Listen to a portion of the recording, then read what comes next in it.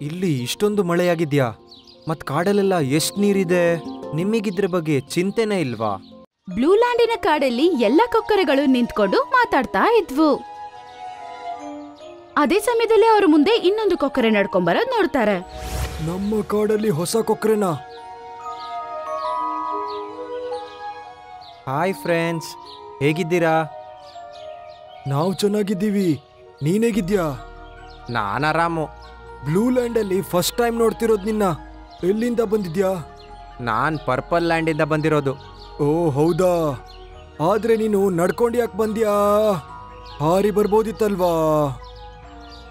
ನಾನು ಹಾರಿ ಬರ್ಬೋದಿತ್ತು, ಆದ್ರೆ ಇಲ್ಲಿ ನೋಡಿ. ಹಂಗಂತೇಳಿ ಅದರ ಒಂದು ರೆಕ್ಕೆಯನ್ನು ಅದು ತೋರಿಸುತ್ತೆ.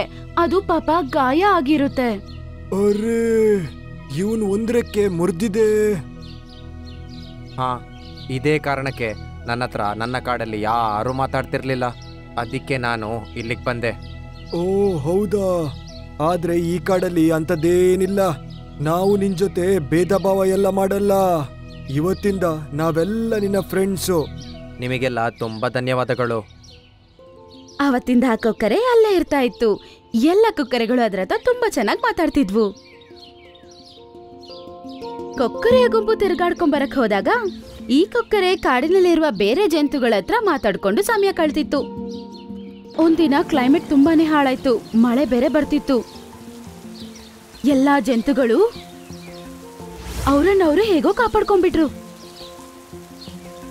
ಮಳೆ ನಿಂತೋಯ್ತು, ಮತ್ತೆ ಕ್ಲೈಮೇಟು ಸರಿ ಆಯ್ತು. ಕಾಡಿನಲ್ಲಿ ಎಲ್ಲಾ ಕಡೆನೂ ನೀರ್ ತುಂಬಿತ್ತು.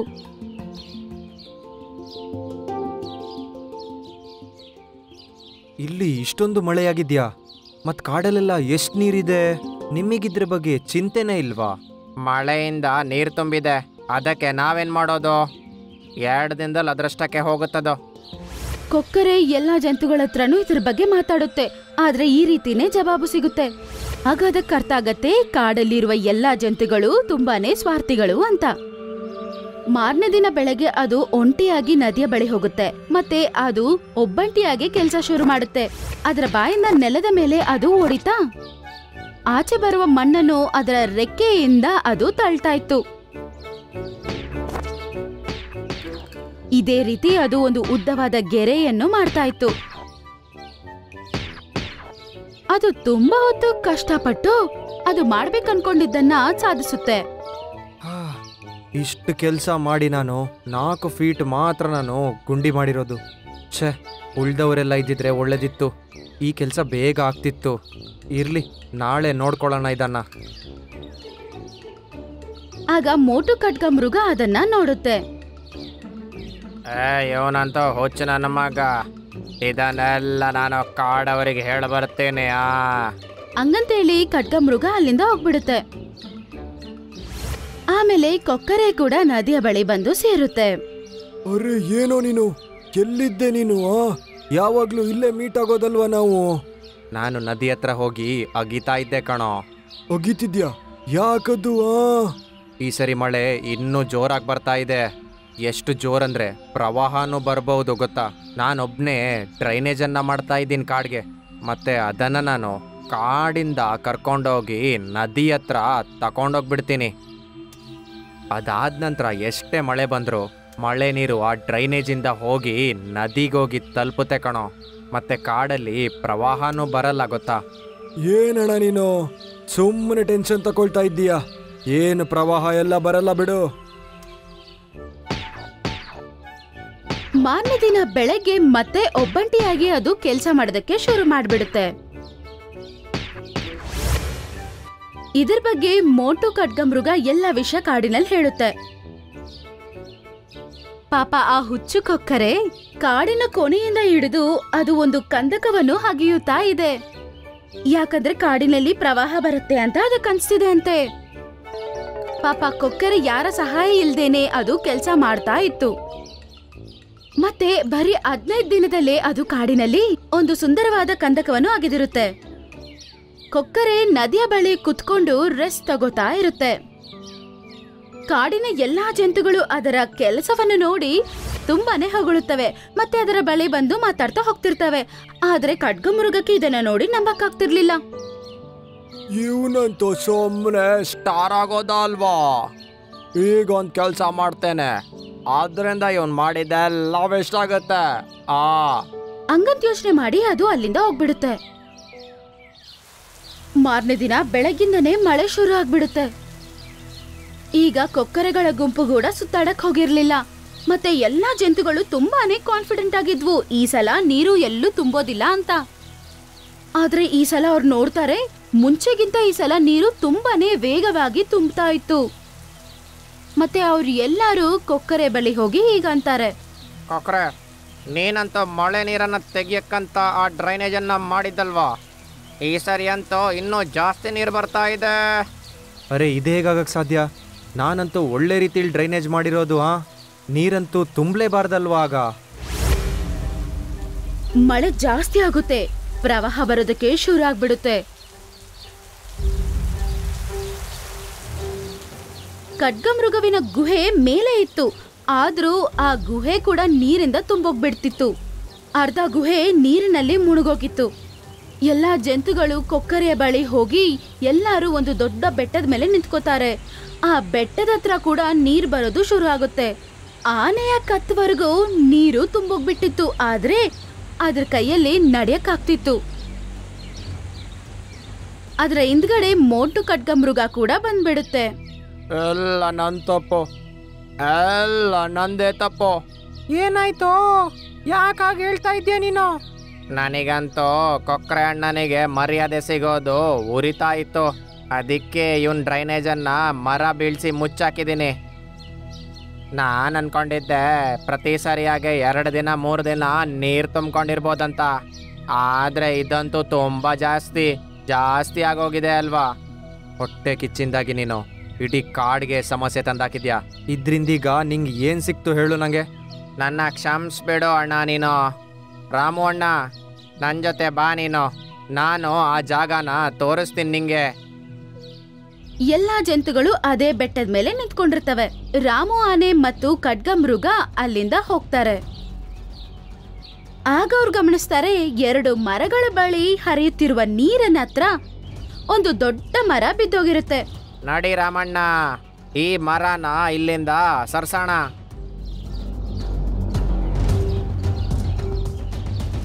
ಅವರಿಬ್ರು ಸೇರ್ಕೊಂಡು ಮರವನ್ನು ತಳ್ಳಿದ ತಕ್ಷಣನೇ ಆ ನೀರೆಲ್ಲಾನು ತುಂಬಾನೇ ಜೋರಾಗಿ ಅಲ್ಲಿಂದ ನದಿಗೆ ಹೋಗಿ ಸೇರ್ಬಿಡುತ್ತೆ. ಸ್ವಲ್ಪತ್ತಲ್ಲೇ ಕಾಡಲ್ಲಿ ತುಂಬಿರುವ ಎಲ್ಲಾ ನೀರು ನದಿಗೆ ಹೋಗ್ಬಿಡುತ್ತೆ. ಎಲ್ಲಾ ಜಂತುಗಳು ಇದನ್ನ ನೋಡಿ ತುಂಬಾನೇ ಸಂತೋಷ ಪಡ್ತವೆ. ರಾಮು ಆನೆ ಮತ್ತು ಮೋಂಟು ಖಡ್ಗಮೃಗ ಅಲ್ಲಿಗೆ ಬರ್ತವೆ. ಮೋಂಟು ಖಡ್ಗಮೃಗ ಅದ ಗುಹೆಯನ್ನು ನೋಡಿ ತುಂಬಾ ಸಂತೋಷ ಪಡುತ್ತೆ. ಎಲ್ಲಾ ಜಂತುಗಳು ಕೊಕ್ಕರೆಯ ಬಳಿ ಹೋಗಿ ಎಲ್ಲರೂ ಕೊಕ್ಕರೆಯನ್ನು ಹೊಗಳೋದಕ್ಕೆ ಶುರು ಮಾಡುತ್ತವೆ. ನನ್ನ ಕ್ಷಮಿಸ್ಬಿಡು ಕೊಕ್ಕರೆ ಅಣ್ಣ, ನಾನಿನ್ನು ಇದ್ದದೆಲ್ಲ ಮಾಡೋದಿಲ್ಲ. ನೀನಿಲ್ಲ ಅಂದಿದ್ರೆ ನಮ್ಮ ಕಾಡು ಇವತ್ತು ನಷ್ಟ ಆಗೋಗ್ತಿತ್ತು. ಪರವಾಗಿಲ್ಲ ಗೇಂಡಾಮೃಗಣ್ಣ. ಅದರ ನಂತರ ಜಂತುಗಳೆಲ್ಲ ಸೇರಿ ಕಾಡನ್ನ ಕ್ಲೀನ್ ಮಾಡ್ತವೆ. ಮತ್ತೆ ಅವತ್ತಿಂದ ತುಂಬಾ ಸಲ ಮಳೆ ಬರುತ್ತೆ, ಆದ್ರೆ ಎಲ್ಲೂ ಕಾಡಿನಲ್ಲಿ ನೀರ್ ತುಂಬೇ ಇಲ್ಲ. ಮತ್ತೆ ಕೊಕ್ಕರೆ ಕಾಡಿನಲ್ಲೇ ತುಂಬಾ ಬುದ್ಧಿವಂತೆ ಕೊಕ್ಕರೆ ಆಗ್ಬಿಡುತ್ತೆ. ನೀಟು ಒಂದು ಒಳ್ಳೆಯ ಗಿಳಿ. ಅದು ಯಾವಾಗಲೂ ಬೇರೆಯವರಿಗಾಗಿ ನನ್ನ ಸಹಾಯ ಕೇಳುತ್ತಿತ್ತು. ಹಾಗಾಗಿ ನಾನು ಅವನ ಎಲ್ಲ ಬಯಕೆಗಳನ್ನು ಪೂರ್ತಿ ಮಾಡುತ್ತಿದ್ದೆ. ಆದರೆ ನೀನೊಂದು ದುರಾಸೆಯ ಪ್ರಾಣಿ. ನೀನು ನನ್ನಿಂದ ಕಳ್ಳತನ ಮಾಡಿಸಿದ್ದೀಯ. ಈಗ ನಾನು ಇದಕ್ಕೆ ಶಿಕ್ಷೆಯೂ ಸಹ ಕೊಡಿಸುತ್ತೇನೆ. ನಡಿ ನೀಟು, ಸಭೆಗೆ ಸಮಯವಾಗಿದೆ.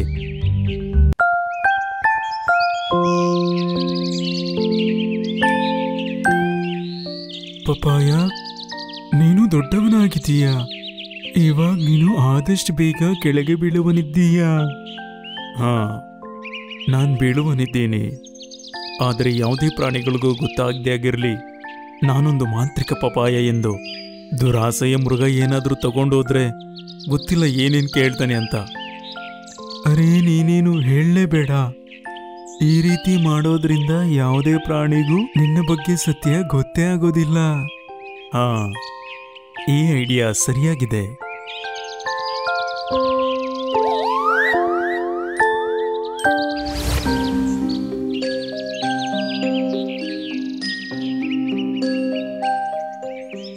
ಅರೆ ವಾ, ಸಿಕ್ತು ಇವತ್ತಿಂದ ಊಟ. ಅದನ್ನ ನೋಡಿದ ತಕ್ಷಣ ಮೀಟು ಕೆಳಗಡೆ ಇಳಿದು ಬರ್ತಾನೆ. ಅದನ್ನ ಒಂದು 2-3 ಬೈಟ್ ತಗೊಂಡು ಅದನ್ನ ಎಂಜಾಯ್ ಮಾಡ್ತಾ ತಿಂತಾನೆ. ಆ ಎಂತ ಸ್ವಾದಿಷ್ಟ ಪಪಾಯ, ಮಜಾ ಬಂತು. ಇವಾಗೊಂದ್ ಸ್ವಲ್ಪ ನೀರು ಸಿಕ್ಕರೆ ಇನ್ನೂ ಚೆನ್ನಾಗಿರುತ್ತೆ. ಅವಳಂಗ ಅಂದಿದ ತಕ್ಷಣ ಬಪ್ಪಾಯಿ ಹೊಳೆಯತೊಡಗಿತು. ಅದನ್ನು ನೋಡಿದ ಮೀಟುಗೆ ತುಂಬಾನೇ ಆಶ್ಚರ್ಯ ಆಗುತ್ತೆ. ಅಷ್ಟರಲ್ಲಿ ನೀರು ತುಂಬಿದ ಮಡಿಕೆ ಅದರ ಮುಂದೆ ಬರುತ್ತೆ. ಅರೆ, ಇದು ಎಂತ ಚಮತ್ಕಾರ! ನಾನು ಬಯಸುತ್ತಿದ್ದಂತೆ ಮೊದಲು ಪಪಾಯ ಹೊಳೆಯಿತು, ಅದಾದ ನಂತರ ಇಲ್ಲಿ ನೀರು ಬಂತು. ಇದು ಮಾಂತ್ರಿಕ ಪಪಾಯ ಅಲ್ಲವೇ? ಹಾ, ನೀನು ಸರಿಯಾಗಿ ಅನ್ಕೊಂಡೆ. ಅರೆ ವಾ, ನೀನು ಮಾತನ್ನು ಸಹ ಹಾಡಬಹುದು. ಆ ನೀಟು, ನಾನು ಮಾಂತ್ರಿಕ ಪಪಾಯ. ಒಂದು ವೇಳೆ ಯಾವುದಾದ್ರೂ ಪ್ರಾಣಿ ನನ್ನ ಒಂದು ತುತ್ತು ತಿಂದು ಏನಾದರೂ ಬಯಸಿದರೆ ನಾನದನ್ನು ಪೂರ್ಣಗೊಳಿಸುತ್ತೇನೆ. ಓ ಹಾಗಾ? ಒಂದು ವೇಳೆ ನಿನ್ನಲ್ಲಿ ತಿನ್ನಲು ಏನೂ ಇಲ್ಲ ಅಂದರೆ ಅವಾಗೇನು ಮಾಡ್ತೀಯಾ? ಯಾವುದೇ ಪ್ರಾಣಿಯ 3 ಬಯಕೆ ಪೂರ್ಣವಾದ ಮೇಲೆ ನಾನು ಮತ್ತೆ ಹುಟ್ಟುತ್ತೀನಿ, ಮತ್ತದೇ ಪ್ರಾಣಿಯ ವಾಕ್ಯದ ಗುಲಾಮನಾಗಿರುವುದಿಲ್ಲ. ಸರಿ, ಹಾಗಾದರೆ ನನ್ನ ಇನ್ನೊಂದು ಬಯಕೆ, ನೀವು ಗಾಳಿಯಲ್ಲಿ ಹಾರಿ ಎಲ್ಲಿ ಬೇಕಾದರೂ ಹೋಗಬಹುದು. ಅದಂಗಂದಿದ ತಕ್ಷಣ ಪಪ್ಪಾಯಿ ಗಾಳಿಯಲ್ಲಿ ಎಗರುತ್ತೆ. ನಿನಗೆ ತುಂಬ ತುಂಬ ಧನ್ಯವಾದ ನಿಟ್ಟು. ನಾನಿನ್ಮೇಲೆ ನಿನ್ ಜೊತೆನೇ ಇರ್ತೀನಿ. ಅವತ್ತಿಂದ ಅವರಿಬ್ರು ಜೊತೆಗೇನೆ ಜೀವಿಸ್ತಿದ್ರು. ಅವತ್ತಿಂದ ಮಿಟ್ಟು ಎಲ್ಲಾ ಜಂತುಗಳಿಗೂ ಪಾಪ ಸಹಾಯ ಮಾಡ್ತಿತ್ತು. ಯಾವ್ಯಾವ ಜಂತು ಏನ್ ಸಹಾಯ ಕೇಳಿದ್ರು, ಯಾರ್ ಏನ್ ಬೇಕಂತ ಕೇಳಿದ್ರು ಇಲ್ಲ ಅಂತ ಸಹಾಯ ಮಾಡ್ತಿತ್ತು. ಈ ವಿಷಯ ಎಲ್ಲಾ ಜಂತುಗಳಿಗೆ ಗೊತ್ತಾಗುತ್ತೆ. ಇದೇ ರೀತಿ ಆ ಬೆಕ್ಕುಗೂ ಕೂಡ ಈ ವಿಷಯ ಗೊತ್ತಾಗ್ಬಿಡುತ್ತೆ. ಈ ಬೆಕ್ಕು ನಿಜವಾಗ್ಲೂ ಏನ್ ನಡೀತಾ ಇದೆ ಅಂತ ತಿಳ್ಕೊಬೇಕನ್ಕೊಳ್ಳುತ್ತೆ. ಅದಕ್ಕೆ ಒಂದು ಐಡಿಯಾ ಹಾಕುತ್ತೆ. ಹಾಯ್ ಹಾಯ್, ನನಗೆ ಯಾರಾದರೂ ಸಹಾಯ ಮಾಡಿ. ನೀಟು, ಎಲ್ಲಿದೀಯಾ ನೀನು?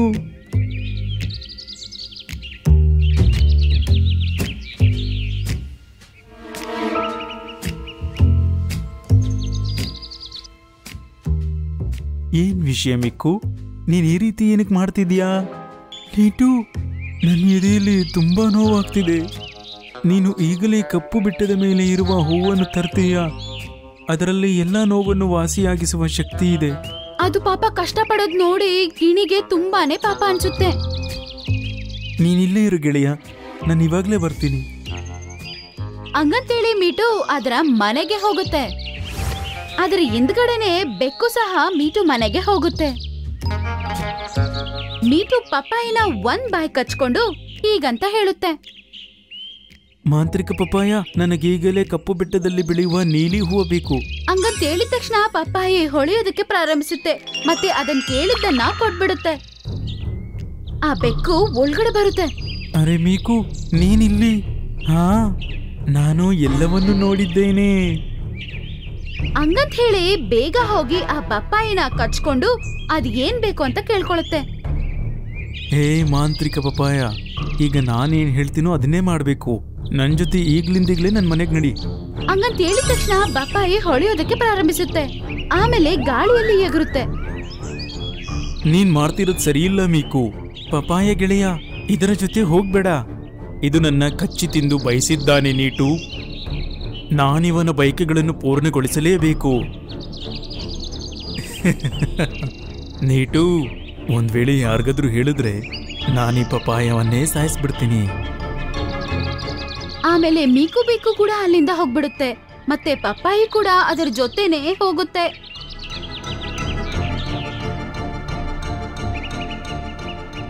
ಗೊತ್ತಿಲ್ಲ ಈ ಮೀಕು ಏನ್ ಮಾಡ್ತಾನೆ ಅಂತ. ಏ ಮಾಂತ್ರಿಕ ಪಪಾಯ, ಇವತ್ತೇನ್ ಬಾಲು ಬೇಟೆ ಆಡಿದನೋ ಅದನ್ನೆಲ್ಲ ಅಲ್ಲಿಂದ ಕದ್ದು ಇವಾಗ್ಲೇ ನನ್ನ ಹತ್ರ ತಗೊಂಬಾ. ಹಂಗಂತ ಹೇಳಿದ ತಕ್ಷಣ ಪಪ್ಪಾಯಿ ಹೊಳೆಯೋದಕ್ಕೆ ಪ್ರಾರಂಭಿಸುತ್ತೆ.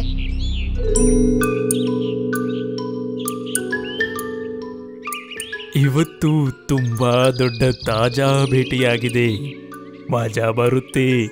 ಹಂಗಂತೇಳಿ ಅದು ಬೇಟೆ ಆಡಿದ ಮಾಂಸವನ್ನು ತಿನ್ನಕ್ಕೆ ಹೋದಾಗ ಆ ಮಾಂಸ ಅಲ್ಲಿಂದ ಮಾಯ ಆಗ್ಬಿಡುತ್ತೆ. ಈಗದು ಮೀಟು ಬೆಕ್ಕು ಮುಂದೆ ಇದೆ.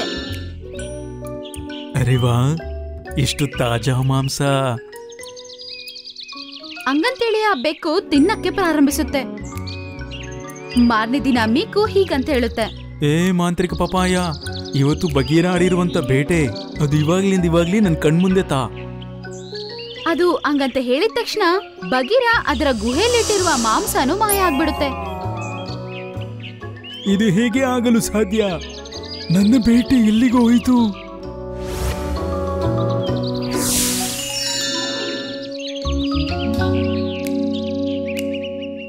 ವಾ, ಈ ಮಾಂಸ ನೆನ್ನೆದಕ್ಕಿಂತ ತುಂಬಾ ಮಜಾ ಕೊಡುತ್ತೆ.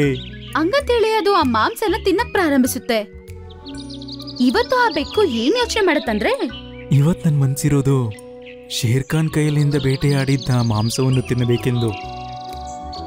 ಹಂಗಂತ ಹೇಳಿ ಅದೇ ವಿಷಯನ ಅದು ಪಪ್ಪಾಳಿ ಹತ್ರ ಹೇಳುತ್ತೆ. ಶೇರ್ ಖಾನ್ ಅವತ್ತು ಒಂದು ಎಮ್ಮೆನ ಬೇಟೆ ಆಡಿರ್ತಾನೆ. ಆ ಮಾಂಸನ ಅವ್ರ ಗುಹೆಯಲ್ಲಿ ಇಟ್ಕೊಂಡಿರ್ತಾನೆ. ಅದು ಕೂಡ ಮಾಯ ಆಗ್ಬಿಡುತ್ತೆ.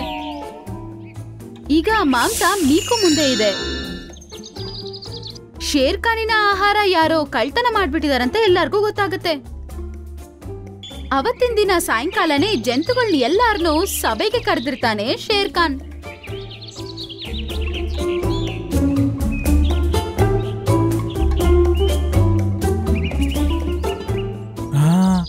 ಮಜಾ ಬಂತು. ಈ ಶೇರ್ ಖಾನ್ನ ಬೇಟೆ ತುಂಬಾ ದೊಡ್ಡದಾಗಿದೆ. ಮುಂದೆ ತುಂಬಾ ದಿನಗಳ ಕಾಲ ಸಾಗುತ್ತೆ. ಹಂಗಂತ ಹೇಳಿ ಅದು ಚೆನ್ನಾಗಿ ನಿದ್ದೆ ಮಾಡ್ತಾ ಇರುತ್ತೆ. ಸಾಯಂಕಾಲ ಅದು ಎದ್ ನೋಡಿದ್ರೆ ಆ ಜಾಗಕ್ಕೆ ಮೀಟು ಬಂದಿರುತ್ತೆ. ನೀಟು, ನೀನಿಲ್ಲಿ ಏನ್ ಮಾಡ್ತಾ ಇದೀಯಾ? ನಾನ್ ನನ್ನ ಗೆಳೆಯ ಪಪಾಯವನ್ನು ಭೇಟಿಯಾಗಲು ಬಂದೆ. ಈಗ ಇದು ನನ್ನದು. ನಿನಗೆ ಇದರ ಕಾಳಜಿ ವಹಿಸುವ ಯಾವುದೇ ಅಧಿಕಾರವಿಲ್ಲ. ಹೇ ಮಾಂತ್ರಿಕ ಪಪಾಯ, ಈ ದಿನ ನೀನು ನನಗೆ ತಾಜಾ ಮೀನುಗಳನ್ನು ತಂದುಕೊಡು. ಮೀಕು ಬೆಕ್ಕೆ, ನಿನ್ನ 3 ಬಯಕೆಗಳು ಪೂರ್ಣವಾಗಿದೆ. ಈಗ ನಿನ್ನ ಆಜ್ಞೆಗಳು ನನ್ನಲ್ಲಿ ನಡೆಯೋದಿಲ್ಲ. ನೀನ್ ಸುಳ್ಳು ಹೇಳ್ತಾ ಇದೀಯಾ? ನೀಟುದು ನೀನು ಲೆಕ್ಕವಿಲ್ಲದಷ್ಟು ಬಯಕೆ ಪೂರ್ತಿ ಮಾಡಿದ್ದೀಯಾ? ನಂದು 3 ಯಾಕೆ? ನೀಟು ಒಂದು ಒಳ್ಳೆಯ ಗಿಳಿ. ಅದು ಯಾವಾಗಲೂ ಬೇರೆಯವರಿಗಾಗಿ ನನ್ನ ಸಹಾಯ ಕೇಳುತ್ತಿತ್ತು. ಹಾಗಾಗಿ ನಾನು ಅವನ ಎಲ್ಲ ಬಯಕೆಗಳನ್ನು ಪೂರ್ತಿ ಮಾಡುತ್ತಿದ್ದೆ. ಆದರೆ ನೀನೊಂದು ದುರಾಸೆಯ ಪ್ರಾಣಿ. ನೀನು ನನ್ನಿಂದ ಕಳ್ಳತನ ಮಾಡಿಸಿದ್ದೀಯ. ಈಗ ನಾನು ಇದಕ್ಕೆ ಶಿಕ್ಷೆಯೂ ಸಹ ಕೊಡಿಸುತ್ತೇನೆ. ನಡಿ ನೀಟು, ಸಭೆಗೆ ಸಮಯವಾಗಿದೆ. ಹಂಗಂತ ಹೇಳಿ ಪಪ್ಪಾಯ ಮತ್ತು ಮೀಕು ಗಾಳಿಯಲ್ಲಿ ಎಗರ್ಕೊಂಡು ಹೋಗ್ತಿರುತ್ತೆ. ಅವ್ರ ಹಿಂದ್ಗಡೆನೆ ನಮ್ಮನ್ನ ಕ್ಷಮಿಸಿ ಅಂತ ಕೇಳ್ಕೋತಾ ಬೆಕ್ಕು ಕೂಡ ಅವ್ರ ಹಿಂದೆ ಹೋಗ್ತಿರುತ್ತೆ. ಸಭೆನೂ ಪ್ರಾರಂಭ ಆಗಿರುತ್ತೆ. ಜಂತುಗಳು ಎಲ್ಲ ಶೇರ್ ಖಾನ್ ಮುಂದೆ ನಿಂತ್ಕೊಂಡಿರ್ತಾರೆ. ಈ ದಿನ ನನ್ನದು ಸಹ ಊಟ ಕಳ್ಳತನವಾಗಿದೆ. ಅಷ್ಟಕ್ಕೂ ಅದು ಯಾವ ಪ್ರಾಣಿಯಾಗಿರಬಹುದು ಈ ಸಭೆಯಲ್ಲಿ ಕಳ್ಳತನ ಮಾಡುತ್ತಿರುವುದು? ಮೀಕು ಮತ್ತೆ ಪಪ್ಪಾಯಿ ಕೂಡ ಸಭೆಗೆ ಬರ್ತಾರೆ. ಅವ್ರ ಜೊತೆ ಈ ಬೆಕ್ಕು ಕೂಡ ಸಭೆಗೆ ಬರುತ್ತೆ. ಶೇರ್ ಖಾನ್, ನಾನ್ ನಿನಗೆ ಏನೋ ಹೇಳಲು ಬಯಸುತ್ತೇನೆ. ಅರೆ, ಒಂದು ಪಪಾಯ ಹೇಗೆ ಮಾತನಾಡುತ್ತಿದೆ? ಶೇರ್ ಖಾನ್, ನಾನೊಂದು ಮಾಂತ್ರಿಕ ಪಪಾಯ. ಇಲ್ಲಿವರೆಗೂ ಕಾಡಿನಲ್ಲಿ ಯಾವ ಕಳ್ಳತನವಾಗಿದ್ದರೂ ಅದು ನನ್ನಿಂದ ಮೀಕು ಕಳ್ಳತನ ಮಾಡಿಸಲು ಆಜ್ಞೆ ಮಾಡುತ್ತಿತ್ತು. ನಿನಗೆಷ್ಟು ಧೈರ್ಯ ಇರಬೇಕು ಮೀಕು? ಇಲ್ಲ ಶೇರ್ ಖಾನ್, ಇದು ಸುಳ್ಳು ಹೇಳುತ್ತಿದೆ. ಒಂದು ವೇಳೆ ನಂಬಿಕೆ ಇಲ್ಲದಿದ್ದರೆ ಎಲ್ಲರೂ ಇವನ ಮನೆಗೆ ನಡೆಯಿರಿ. ಅದನ್ನ ಕೇಳಿ ಜಂತುಗಳೆಲ್ಲ ಮೀಕು ಮನೆಗೆ ಹೋಗ್ತವೆ.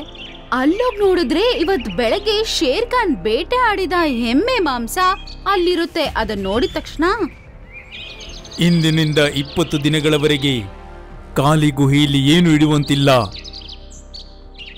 ಶೇರ್ ಖಾನ್ ಮೀಕು ಬೆಕ್ಕಿಗೆ ಶಿಕ್ಷೆ ನೀಡಿ ಪಪ್ಪಾಯಿ ಹತ್ರ ಹೀಗಂತಾರೆ.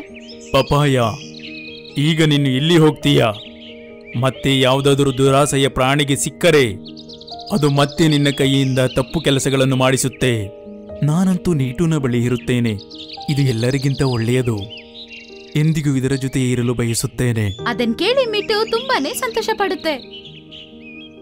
ನಡಿ ಪಪಾಯ, ಈಗ ನೀನು ನನ್ನ ಮನೆಗೆ ನಡಿ. ಪಪ್ಪಾಯಿ ಮೀಕು ಜೊತೆ ಅದರ ಮನೆಗೆ ಹೋಗುತ್ತೆ. ಮತ್ತೆ ಅವತ್ತಿಂದ ಪಪ್ಪಾಯಿ ಮೀಕು ಜೊತೆ ತುಂಬಾ ಸಂತೋಷವಾಗಿ ಜೀವಿಸ್ತಾ ಇತ್ತು.